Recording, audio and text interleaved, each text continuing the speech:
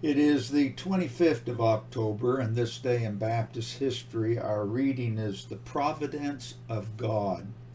Our verse comes from Psalm 105 and verse 1. O give thanks unto the Lord, call upon his name, make known his deeds among the people. Stephen Dagnall served as pastor of the Baptist Church in Aylesbury, Buckinghamshire, England in the 17th century. He was a man of sterling character and strong conviction.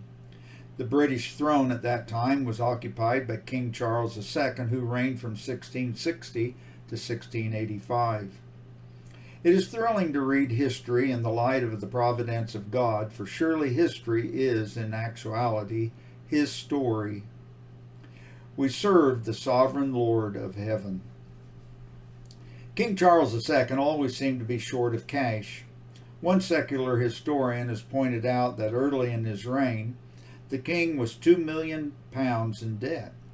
In the providence of God, the king had taken a liking to Reverend William Kiffin, the Baptist preacher, who has been spoken of as one of the most prominent Baptists of those times. That friendship might well have been prompted by the following incident. On one occasion, the king sent for the Baptist preacher, and I quote, "Can you lend me £40?" he said. Kiffin thought quickly. He knew that though it was only a loan, he would never see the money again. Yet, how could he refuse? Then he replied he would not lend money to the king, but would his majesty accept a free gift of £10,000. The king was only too glad to receive it.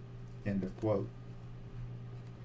On October 25, 1660, King Charles II issued a declaration concerning ecclesiastical affairs in which he reestablished the Book of Common Prayer.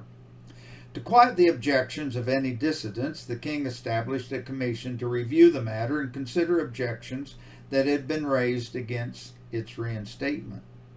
This conference was to amend the Book of Common Prayer to comply with tender consciences, if that were possible.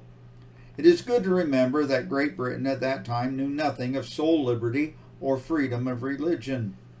In 1662, about 2,000 ministers had been evicted from the Church of England for refusing to comply with all the details of the prayer book.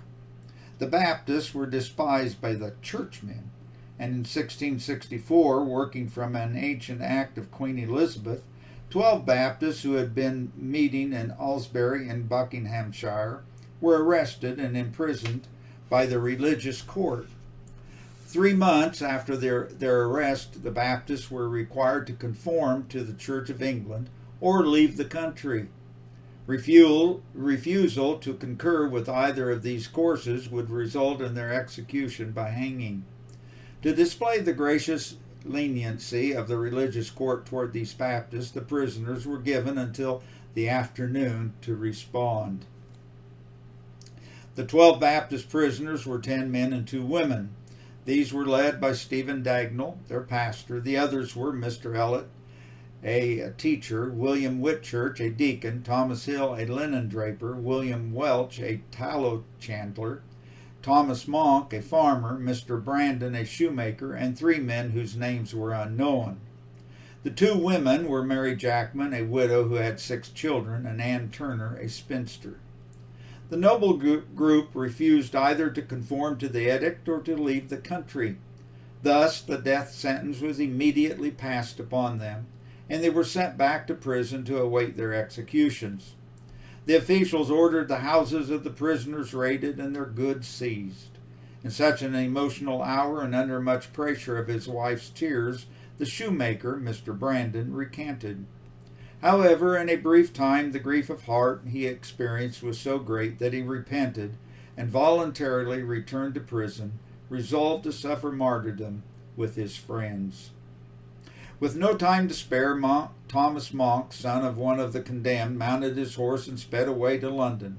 There he sought out William Kiffin and related the details to the man of God. Kiffin hurried to the Lord Chancellor Hyde and requested that the case be presented to King Charles II. The king was dismayed that anyone could still be put to death for religious convictions, And when told of the ancient act of Queen Elizabeth that was being used to prosecute the Baptists, he promised a pardon and gave such orders to the Lord Chancellor. In consideration of the fact that men who would so hastily pass the death sentence might act as rapidly in accomplishing the deed, the king granted an immediate reprieve. The pardon was delivered to Thomas Monk, who made all possible haste in returning to Aylesbury to deliver the royal pardon. Needless to say, the 12 Baptists, near martyrs, rejoiced in the gracious provision of God. To God be the glory.